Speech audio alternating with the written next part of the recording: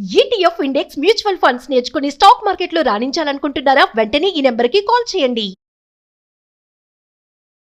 నమస్తే రమగారు. నమస్తే జయ. రమగారు, విక్రమ బేతాళ కథ ఒకటి చెప్తారా? పట్టువదలని విక్రమార్కుడు మళ్ళీ శ్మశానంలోకి నడిచాడు, చెట్టు ఎక్కాడు, కళేబరాన్ని భుజం మీద వేసుకున్నాడు. నడుస్తుంటే బేతాళుడు ఆయనకు ఒక కథ చెప్పాడు. పూర్వమట వింధ్యారణ్యంలో ఉత్పలుడని ఒక కుర్రాడు ఉండేవాడట. కడుపేదవాడు. వాడు తల్లి ఉండేది, అమ్మవాడు ఒక చిన్న గుడిసేసుకుని ఉండేవాళ్ళు.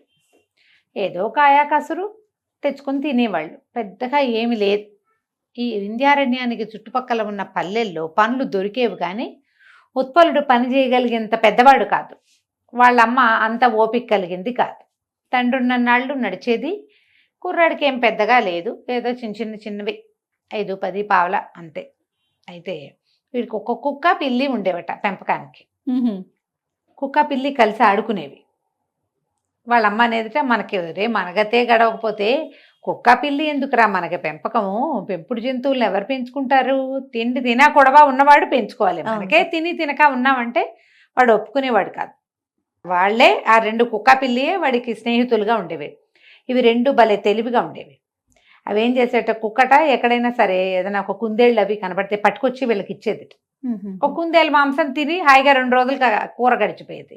ఏమైనా పట్టుకొచ్చేది, పక్షుల్ని వేటాడి పట్టుకొచ్చేది. అది తినగా అది దాని దారిన తిని మళ్ళీ వీళ్ళ కోసం విడిగా పట్టుకొచ్చేది. తర్వాత వీళ్ళు ఏవో దుంపలు అవి ఇవి తవ్వుకుని తెచ్చుకునేవాళ్ళు. ఎక్కడైనా చిలకడ దుంపలు దొరికినాయి అనుకో, ఆ చుట్టూతంతా దుంప ఉంటుంది, పెండలం దొరుకుతుంది, కంద దొరుకుతుంది. ఆ దుంపలు దొరికినప్పుడు వీళ్ళ ఇంట్లోకి ఎలుకలు వస్తే వాటిని రానివ్వకుండా ఈ పిల్లి కాపలా కాసేది. దుంపలు అవి పాడు కాకుండా ఉంచేదన్నమాట. కుక్క పిల్లి సహాయం చేస్తూనే ఉండేవి. వీడికి కుక్కతోటి పిల్లితోటి మామూలుగా మాట్లాడటం అలవాటు ఉత్పలుడికి. మనం కుక్కలతో మాట్లాడే వాళ్ళని ఇప్పుడు చూస్తున్నాం కదా. ఇదివరకటి కాలంలో అంతలా ఉండేవి కాదు. ఇప్పుడైతే అమ్మని, నాన్నని, అన్నయ్యని, పిన్నని చెప్పుకుంటున్నారు. అప్పుడు కొంచెం తక్కువ ఉండేది. కానీ ఈ ఉత్పలుడు చాలా క్యాజువల్గా మనుషులతో మాట్లాడినట్టే కుక్కతోటి పిల్లితోటి మాట్లాడేవాడు. వాటికి అర్థమైపోయినట్టే ఉంటూ ఉండేది. అయితే ఒకనాడు ఈ కుక్క పిల్లిని ఇంటి దగ్గర వదిలిపెట్టి ఇతను ఏదో పక్క పల్లెకి పని కోసం వెళ్ళాడు. వాళ్ళు ధాన్యం దులిపారని అక్కడికి వెళ్తే ఏవో కొన్ని తిండి గింజలు దొరుకుతాయని భావించి వాళ్ళ అమ్మ వెళ్ళమంది. వెళ్ళేసరికల్లా ఏమైంది, ఒక పెద్ద మైదానం ఉందట అక్కడ. వెళ్ళే దారిలో ఆ మైదానంలో అందరూ గడ్డి కోస్తున్నారు. వీళ్ళు ఏం చేస్తారు, ఈ గడ్డంతా కోసేసి తవ్వి కొన్ని గింజలు వేసుకుంటారు ఉమ్మడి మీద. అంతా తవ్వారు, అంతా కోస్తున్నారు. ఓ పక్కన మధ్యలో, అంటే మైదానపు మధ్యలో అంత మేర వదిలిపెట్టేశారు, ఒక పెద్ద రౌండ్. అతనికి అర్థం కాల, ఎందుకు అక్కడ వదిలిపెట్టారు ఏమిటి, అది ఎందుకు అట్టా వదిలిపెట్టారు, ఇదంతా తవ్వే చుట్టూతో అదంతా చేసేసి మధ్యగుండ్రాన్ని వదిలిపెట్టారు. వదిలిపెట్టేసరికల్లా ఈ రైతుల్లో ఒకడేం చెప్పాడంటే, అందులో పాము చేరింది బాబు, పాము ఉంది, మరి భయపడి అది బుసకొడుతోందని భయపడి మేము దాన్ని చేయలేదు, ఇంకో పూట చూసి అప్పుడు కోస్తాం. గడ్డి కోస్తే గడ్డికి ఇట్లా అడుగును పట్టుకోవాలి కదా, గడ్డికో ఎటువంటి ఇట్లా గొయ్యరుగా అడుగును పట్టుకుంటారు, పట్టుకుని నేలకు సమాంతరంగా కోయాలి. కోస్తే అప్పుడు గడ్డి చేతిలోకి వస్తుంది, అది భూమి మీద ఇంతంతే మిగులుతాయి, తవ్వేస్తారు వాటిని. ఇది అట్లా అవల. ఈ పాము ఉండేసరికి భయపడ్డారు. ఈ అబ్బాయి పాము వీడికి ఏంటంటే మొదటి నుంచి అడవిలో తిరగటాలు వాటి వల్ల భయం లేదు. పైగా వాడి దగ్గర ఉన్న కుక్క ఇంత భయంకరమైన కుక్క, ఇంత ఎత్తుది. పిల్లి కూడా చిరతపుల్లాగా కనపడుతుంది. వాటితో తిరిగి నోట్లో చేతులు పెట్టి అలా చేస్తుండేసరికి వీడికి భయం లేదు. వీడు వెళ్ళి ఆ గడ్డి దగ్గర నిలబడి, పాము బయటికి రా, నీకేం భయం లేదు, వీళ్ళు నిన్నేం చేయరు, మా ఇంటికి తీసుకెళ్తా, మా ఇంట్లో కుక్క పిల్లి ఉన్నాయి, వాళ్ళతో ఆడుకుందు కానీ దా దా దా అన్నాడు. అనేసరికి ఆ పాము చరచరా బయటకు వచ్చేసింది. తెల్లగా మెరిసిపోతున్న అందమైన సర్పం అది. ఎంత బాగుందో. వచ్చి దగ్గర నుంచి సరిగ్గా వీడేం చేశాడు, చటుక్కని వంగి దాన్ని చేత్తో తీసి మెడలో వేసుకున్నాడు. కామ్గా ఉంది పాము, దానికి ఆహారం లేదు పాపం, మెత్తగా ఉంది. పొలాల్లో ఈ రైతులంతా ఆశ్చర్యపోయారు. వీడు జంతువులతో మాట్లాడతాడు, మనలాగా ఊళ్ళల్లో ఉండేవాడు కాదు, వీడు అడవిలో ఉండేవాడు, పోనీమని ఊరుకున్నారు, వాళ్ళు గడ్డి కోసుకున్నారు. ఈ పామును వెంబడి పెట్టుకుని ఇంటికి తీసుకొచ్చాడు. పాము మంచి చురుగ్గా ఉంది, యాక్టివ్గా ఉంది. తీసుకొచ్చేసరికల్లా వాళ్ళ అమ్మ ఆశ్చర్యపోయింది. ఏమిట్రా, కుక్క పిల్లియే ఎక్కువైతే పావును ఒకదాన్ని తెచ్చావు నువ్వు, దీనికేం పెడతామంటే, పోనీలేమ్మా, ఏ పక్షినో తిని బతుకుతుంది పాపం, వాళ్ళు గడ్డికి వస్తున్నామని ఆగారు. 2 రోజులు పోతే కొట్టేస్తారు. పాపం దీనికి తిండి లేదు, తిప్పలేదు. మనుషులు తిరుగుతుండేసరికి బయటకు వెళ్ళటానికి దానికి కుదరల. ఆ పాముని ఇంట్లో వదిలిపెట్టాడు. ఆ పాము అటు ఇటు తిరిగింది. అక్కడి నుంచి ఏదో కోడి పిల్లలు అవి కనపడితే తిన్నది. ప్రశాంతంగా ఉంది. కానీ మొదటి రోజున బుసలు కొడుతూ కదులుతూ ఉన్నది. మెల్లిగా మందకొడిగా అయిపోయింది. అంతకుముందు మొదటి 4-5 రోజులు బాగా ఆడింది కుక్కతోటి, పిల్లితోటి. ఆట అవి తగ్గిపోయినాయి. దిగాలుగా ఉన్నట్టు కనపడేది. ఇతను పాముతో మాట్లాడేవాడు ఆ ఉత్పలుడు. ఒక పూట అడిగాడు, ఎందుకు ఇంత దిగులుగా ఉన్నావు, మందకొడిగా ఉన్నావేంటి? మొదట వచ్చినప్పుడు ఉత్సాహంగా ఆడుకున్నావు, ఆహారం తిన్నావు, ప్రాణభయం పోయేసరికి నీకు ఇంకా ఉత్సాహం పెరగాలి కదా, ఇట్లా ఎందుకున్నావు అంటే, పాము మాట్లాడుతుంది అనుకోలే వీడు. కుక్క పిల్లి ఇంతోటి వీడు మాట్లాడితే అదేమంటుంది, బౌ బౌ మియావ్ మియావ్ అంటాయి. పాము కూడా బుస్సు బుస్సు అంటుంది అనుకున్నాడు. కానీ ఆ పాము మానవ స్వరంతో మాట్లాడింది. నాకు ఇంటికి వెళ్ళిపోవాలనుంది, మా నాన్నని చూడాలనుంది, నాకు ఏం చేయను, ఇక్కడి నుంచి ఎలా వెళ్ళాలో తెలీదు, ఆ దారి చాలా భయంకరమైంది అనగానే ఆశ్చర్యపోయాడు ఉత్పలుడు. మీ ఇల్లు నీకు తెలుసా అన్నాడు. నాకు తెలుసు, నేను ఒక సర్పరాజు కుమారుణ్ణి, మా నాన్న చాలా గొప్పవాడు, మా జాతి నాగులకి రాజు, నేను యువరాజుని, మా నాన్న నెత్తి మీద ఉన్న మణి ఏ కోరికనైనా తీరుస్తుంది, అంత అద్భుతమైన మణి ఇంకా ఏ సర్పం దగ్గర లేదు, అలాంటి మణి కలిగిన వాడు. మేము గరుత్మంతుడికి కనపడకుండా తిరిగేవాళ్ళం. కొంతమంది స్నేహితులతో కలిసి నేను భూవిహారానికి వచ్చాను. మా నాన్న వద్దన్నా వచ్చా, నాది పొరపాటు. వచ్చేసరికల్లా గరుత్మంతుడు మమ్మల్ని చూసి మా మీదకి వాలేడు. అందరూ పారిపోయారు ఎవరి దారిని వాళ్ళు. నేను దొరికిపోయాను.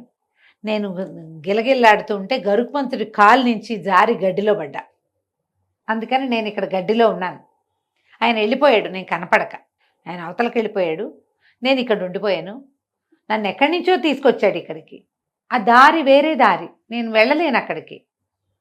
అందుకని దుఃఖంగా ఉంది. మా తండ్రిని ఇంకా చూడలేక ఇక్కడ అయిపోతానేమో, నేను ఇలాగే మనుషుల మధ్య ఉండిపోతానని నాకు దుఃఖంగా ఉందంటే, ఇతను అన్నాడు ఉత్పలుడు, దాని దేవుంది, నేను తీసుకెళ్తాను. నేను ఎంత కష్టమైన దారి అయినా పర్వాలేదు, నీకు దారి తెలిస్తే చాలు, నేను తీసుకెళ్తాను నిన్నని ఒక మెడ మీద ఒక కండువా వేసుకుని, కండువా చాటున ఆ పామును వేళ్లాడేసుకుని బయలుదేరి వెళ్ళాడు. కుక్క పిల్లని ఇంటి దగ్గర వదిలిపెట్టేశాడు. వాళ్ళ అమ్మకి చెప్పాడు, వీడిని అక్కడ దింపేసి వస్తా ఈ సర్పాన్ని అని చెప్పి. ఇహన వెళ్ళాడు ఉత్తర దిక్కుగా ఎంత దూరమో వెళ్ళాడు. తర్వాత కీకారణ్యాలు, ముళ్ళ పొదలు, భయంకరమైన అగాధాలు, లోయలు, నానా గందరగోళంగా ఉంది. అలా వెళ్ళగా ఎప్పటికో ఆ నాగభూములు చేరారు వీళ్ళు. ఎన్నో పాములు కనపడ్డాయట. వాళ్ళెవరు ఏమీ చేయలే. వాళ్ళందరితోటి ఈ సర్పం కుర్రాడు, కుర్ర సర్పం ఉందిగా మెళ్ళో, అది మాట్లాడేది. క్రమంగా ఆ నాగరాజు యొక్క భవనంలోకి తీసుకుపోయాడు తండ్రి దగ్గరికి.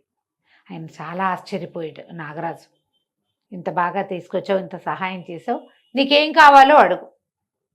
ఈయన నెత్తి మీద ఒక మణి ఉంది, అది తీర్చలేని కోరిక లేదని చెప్పాడు కుర్రాడు. కబుర్లు చెప్పుకున్నారు ఈ దారంతా. ఆ మణిని ఏ కోరికనైనా తీరుస్తుంది అది. మీ నెత్తి మీద ఉన్న మణి ఇవ్వండి అని అడిగాడు ఉత్పలుడు. నాగరాజు ఒక క్షణం ఆలోచించి, సరే, నీకు ఎప్పుడైతే దాని అవసరం లేదనిపిస్తుందో అప్పుడు నా మణి నాకు తిరిగి ఇచ్చేసేయి. నువ్వు నీకేం కావాలన్నా చేసి పెడుతుంది, ఎక్కడికి కావాలంటే అక్కడికి తీసుకెళ్తుంది, నువ్వు ఏది అడిగితే అది చేసి పెడుతుంది అని చెప్పి మణిని చేతిలో పెట్టాడు. ఇంకేముంది, మణి దొరికింది. తిండి తిప్పలు లేవు, మంచి బట్టలు లేవు, శుభ్రమైన ఇల్లు లేదు, వాకిలు లేదు, అవన్నీ సంపాదించుకోవచ్చు అని ఆలోచించుకున్నాడు ఉత్పలుడు. ఇంటికి వెళ్ళిపోవాలని కోరుకున్నాడు. ఇంటికి వచ్చేసాడు. ఇంటికి వచ్చాక వాళ్ళ అమ్మకి చెప్పాడు, మన దగ్గర ఒక మణి ఉంది, మనకి ఏవి కావాలంటే అవి వస్తాయని. చీని అంబరాలు కోరుకున్నాడు, పంచభక్ష పరమాన్నాలు కోరుకున్నాడు, ఇల్లు కోరుకున్నాడు, వాకిలు కోరుకున్నాడు. ఇల్లు వచ్చింది, వాకిలు వచ్చింది, బట్టలు వచ్చాయి, నగలు వచ్చాయి, తిండి వచ్చింది. 2 రోజులు గడిచేసరికి బోర్ కొట్టింది. ఏదో అసంతృప్తిగా ఉంది, సంతృప్తిగా లేదు. సరే, రాజుగారి దగ్గరికి, ఇక్కడ ఈ ఊళ్ళల్లో ఉంటే ఏముంది, ఊళ్ళో వాళ్ళందరూ ఆశ్చర్యపోయారు. వీడికి ఇల్లు వాకిలు ఎలా వచ్చినాయి, ఆటవికుడు వీడు, అడవిలో తిరిగే పిల్లవాడు, అనాగరికుడు, చదువా సంధ్యా వాడికి. ఆశ్చర్యపోయే వాళ్ళందరూ. సరే, తల్లిని బాగా చూసుకునేవాడు. కానీ ఎవరు 2 రోజులు గడిచే కొంతకి రాజుగారి దగ్గర ఉంటే తనకి ఇంకా ప్రతిభకి గొప్ప ఇది వస్తుందని అనుకున్నాడు, ఇంకా గ్రాండ్గా ఉంటుంది లైఫ్ అని చెప్పి రాజుగారి దగ్గరికి వెళ్ళాడు. ఇంత గ్రాండ్గా అద్భుతమైన బట్టలు అవి వేసుకుని వచ్చిన ఈ కుర్రాన్ని చూసేసరికి రాజు బాగా ఆదరించాడు. వీడెవడో చాలా ఆస్తిపరుడని రాజుగారి దగ్గర ఆతిథ్యం ఇచ్చారు. కానీ ఆ రాజుగారి చుట్టూతా ఉన్నటువంటి వాళ్ళు రాజకుమార్తె వీడొట్టి ఆటవికుడని కనిపెట్టారు. రాజు కేవలం వీడి సంపదను చూశాడు. వీడు ఎక్కొచ్చిన గుర్రాల బండి, వాడు వేసుకున్న నగలు, వాడి దగ్గరున్న కత్తి కటారు, వాడి పటాటోపమే కానీ వాడి మాటల్లో ఉన్న యాస వెగటు ఆయన గమనించాలి. కనిపించలే. కానీ రాజకుమార్తె ఏంటి బయతులో ఉన్నాడు వీడి మాట తీరు అని ఆ అమ్మాయి సభికులందరికీ తెలిసింది. వీడు నాగరికత తెలిసిన వాడు కాదు అని. రాజుగారు అదేం పట్టించుకోలేదు. 4-5 రోజులు ఉంచుకున్నారు తమ దగ్గరే. అయితే ఇతనికి ఏమనిపించింది, పెద్దవాడిని అయిపోయాను, నేను పెళ్లి చేసుకోవాలి, ఈ రాజకుమార్తెను చేసుకుంటే పోతుంది, గ్రాండ్గా ఉంటుంది లైఫ్ అని రాజకుమార్తె రాజుగారిని మొహం మీదే అడిగాడు. మీ అమ్మాయిని నాకు ఇచ్చి పెళ్లి చేయండి అని. వాడికి తెలీదు. వాడు పాముదా అని పామును పిలిచినట్టే రాజు మీ అమ్మాయిని ఇచ్చి పెళ్లి చేయి అంటున్నాడు. రాజుగారికి ఇలాగ మొహం మీదే కొట్టినట్టు అడగటం అది ఆయనకి అరగల. సరే ఏమనుకున్నాడు, వీడు చెయ్యలేని పని ఏదైనా చెప్దామని మన ఊరికి నగరానికి ఉత్తరంగా ఒక పెద్ద ఊబి ఉంది. చాలా పెద్ద ఊబి ఉన్న గుంట, అందులో ఒక కొండ ఉంది. ఊబి కొండ అంటారు దాన్ని. ఆ కొండని పైకి లేవదీసి దాని మీద ఒక చలవరాతి మందిరం కట్టి ఈ కిందున్న ఊబెంతా పూడ్చి దాన్ని అద్భుతమైన నివేశన స్థలంగా తయారు చేస్తే మా అమ్మాయిని నువ్వు చేసుకోవచ్చు, ఆ పని చేసిన వాడికి పిల్లనివ్వదలుచుకున్నాను అన్నాడు. మనవాడు ఈ ఉత్పలుడు అంతేగా అన్నాడు. సాయంత్రానికల్లా మణి ప్రభావంతో కొండని ఊబిలోంచి పైకి లేవదీశాడు. కొండ మీద చలువురాతి మందిరం కట్టాడు. కొండ కిందన్న ఊబెంతా మట్టిపోసి శుభ్రంగా చదువు చేసేసి మొక్కామోడు పెట్టించేశాడు. తెల్లారేసరికి తయారైంది. 3వ రోజున రాజుగారి దగ్గరికి వచ్చి అమ్మాయినిచ్చి పెళ్లి చేయండి అన్నాడు. ఈయన నేను చెప్పిన మాట ఏం చేశానంటే పదండి మీకు చూపిస్తానని జనం అందరినీ తీసుకుపోయాడు. అక్కడికి చూస్తే నిర్కాంతపోయారు. ఏమిటది అంత పెద్ద ఊబి నేల, దాదాపుగా 10-12 ఎకరాల ఊబి నేలగా ఉండేదాన్ని మొత్తం పైకి లేవదీశాడు. ఆ కొండ మీద బ్రహ్మాండమైన మందిరం కట్టించాడు. వీడి దగ్గర ఏవో పవర్స్ ఉన్నాయి తెలిసింది. వాడికి తన పవర్ దాచుకోవటం కూడా తెలియదు. సరే రాజకుమార్తె వివాహానికి ఒప్పుకున్నాక ఆ రోజు ఏమనేది, నీకు చదువు లేదు, సంధ్య లేదు, నీకు నాగరికత తెలీదు, నువ్వు మొద్దువి మూఢుడివి అనేది. అయితే ఈ అబ్బాయి ఏమనేవాడు, నా దగ్గర పవర్స్ ఉన్నాయి, నాకు శక్తి ఉంది, చదువు లేకపోతే ఏమైంది, శక్తి ఉంది నా దగ్గర అనేవాడు. కానీ ఏదో అసంతృప్తిగానే ఉండేది. అదే ఈ అమ్మాయిని తను సాటిస్ఫై చేయలేకపోతున్నాను అనిపించేది. తెలివైన మాటలు అవి ఏం లేవు వీడికి. భార్య కావాలి, పెళ్ళాం వచ్చింది అంతే. దాంతో ముద్దు ముచ్చటగా ఉండటం కూడా వీడికి ఏం తెలియదు, మొరటగానే ఉంటాడు. అయితే ఆ అమ్మాయి 4 సార్లు 5 సార్లు ఈ మాటలు వచ్చాక అమ్మాయి ఏమంది, ఏమిటి నీ దగ్గర ఉన్న పవర్ ఏమిటో చెప్పు నాకు అంటే, నా దగ్గర నాగమణి ఉందని చూపించాడు. ఆ అమ్మాయి ఎంతో ఆశ్చర్యపోయి, అబ్బా నీ దగ్గర ఎంత అద్భుతమైంది ఉంది, నువ్వెంత గొప్పవాడివి, నీలాంటి వాడివి నువ్వే, ఇక నుంచి నువ్వే నా ఆరాధ్య దైవానివని అంతకుముందు దగ్గర కూడా రానివ్వకుండా చీత్కారాలు చేసింది. ఆ రోజు చక్కగా భోజనం పెట్టి చక్కగా మంచి పాయసం అది తినిపించి హంసతూలికా తల్పం మీద పడుకోబెట్టి విసిని కర్ర పెట్టి విసిరి నిద్రపుచ్చేసింది. వీడికి మత్తు మందు కలిపేసింది అన్నంలో. ఓహో. అతను అట్లా జాగ్రత్తగా దాచిపెట్టుకునే ఆ నాగమణిని సంగ్రహించేసింది. ఆ మణి చేతిలోకి రాగానే ఆ మణికో దండం పెట్టి, ఈ దౌర్భాగ్యుడు పీడ విరగడైపోవాలి, ఈ నీ మహిమ వల్ల వీడికి ఏమేమి వచ్చినాయో అవన్నీ పోవాలి అని అనుకుంది. ఆ మణి ఎవరి దగ్గర ఉంటే మణి వాళ్ళ మాట వింటుంది. వెంటనే ఈ మొత్తం భవనం మాయమైపోయింది, ఊబినేలు వచ్చేసింది.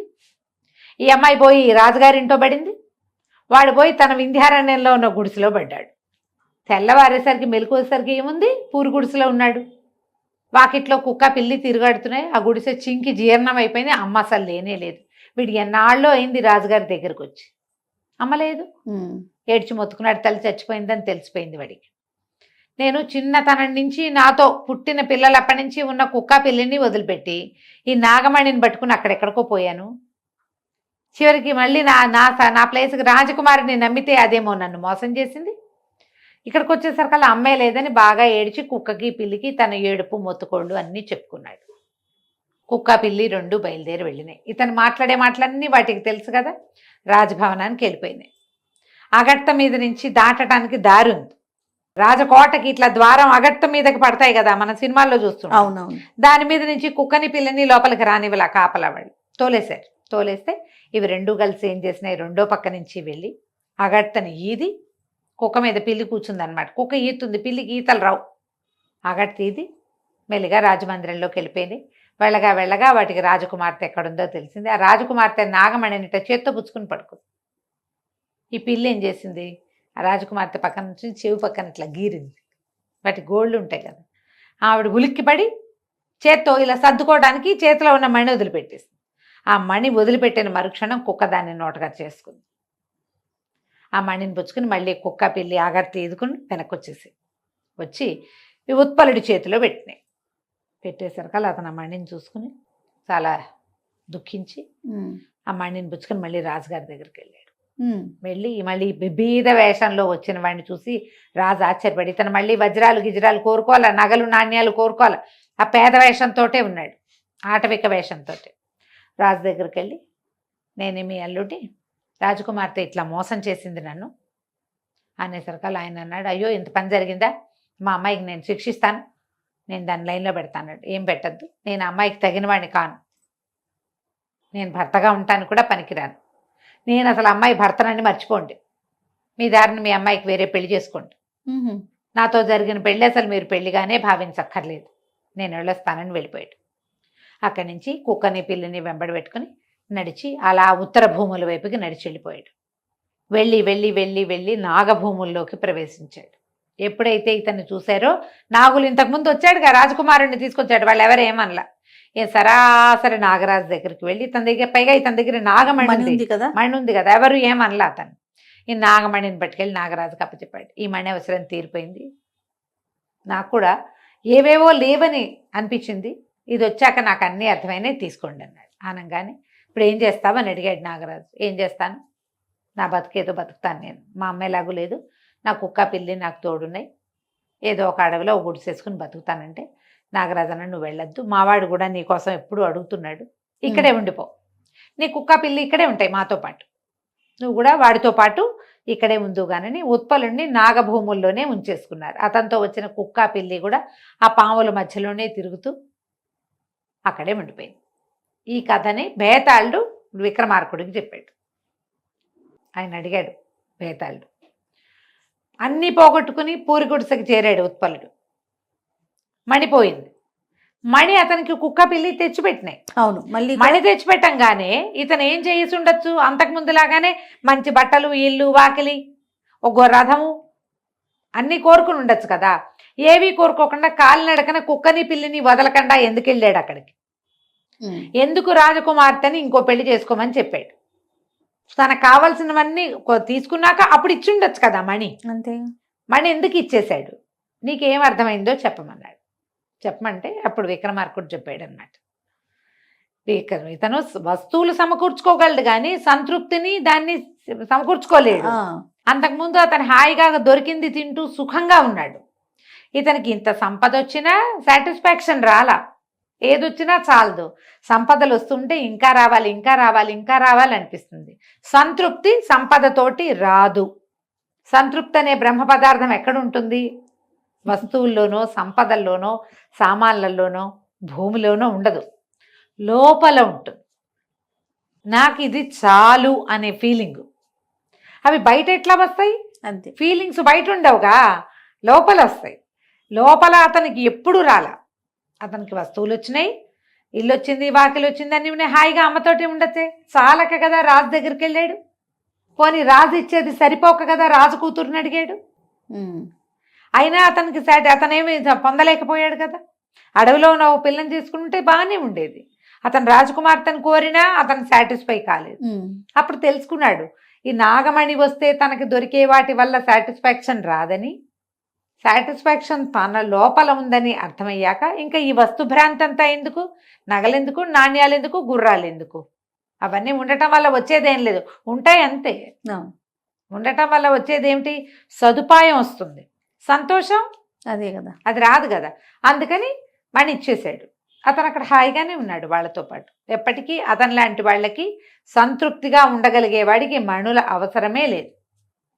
ఆ కాస్త చేతికొచ్చాక ఇది ఎందుకు వచ్చిందిరా దేవుడా అనిపిస్తుంది. ఇతను కూడా అలాగే అనిపించింది అని చెప్పగానే విక్రమార్కుడు చెప్పేసరికి బేతాళుడికి సాటిస్ఫాక్షన్ వచ్చింది. కరెక్ట్, నువ్వు బాగా చెప్పావు, కానీ నువ్వు మౌనభంగం చేసావు కదా, నేను వెళ్ళిపోతున్నానని వెళ్ళిపోయాడు. మళ్ళీ రాజుగారు వెనక్కి తిరిగి నడవటం మొదలెట్టారు. కథ కంచికి మనం ఇంటికి. చాలా చాలా బాగుంది రమ్మగారు. నమస్తే. నమస్తే జయ.